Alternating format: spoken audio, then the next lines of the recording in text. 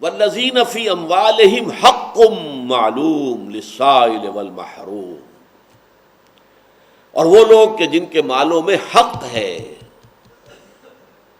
مانگنے والے کا بھی اور محروم کا بھی۔ یہ دو کیٹیگریز ہو گئی، ایک وہ ہے جیسے کہ سورہ حج میں قانع والمعتر،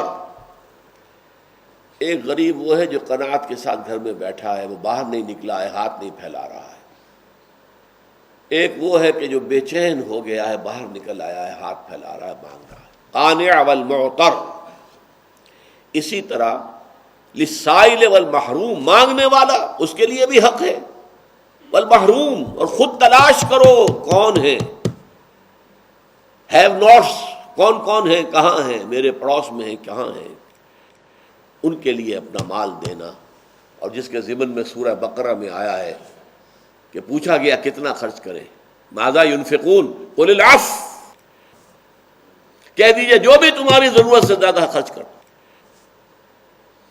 اور یہ بات نوٹ کر لیجئے، یہ لیول ہے جس پر حضور نے زندگی گزاری، اور صحابہ سب نہیں، لیکن صحابہ کی ایک جماعت ہے جنہیں فقراء صحابہ کہا جاتا ہے، انہوں نے زندگی گزاری، اپنے پاس کچھ نہیں رکھا۔ لہذا میں کہا کرتا ہوں، آپ بھی حیران ہوں گے، حضور نے کبھی زکوٰۃ ادا نہیں کی، اسلام کا رکن ہے، حضور کی زندگی میں اس کی نوبت نہیں آئی۔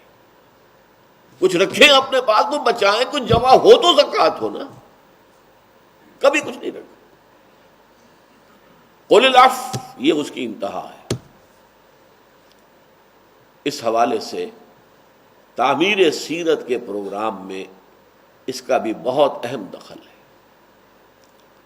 مال کو ریٹین کرنا، مال کو جمع کرنا۔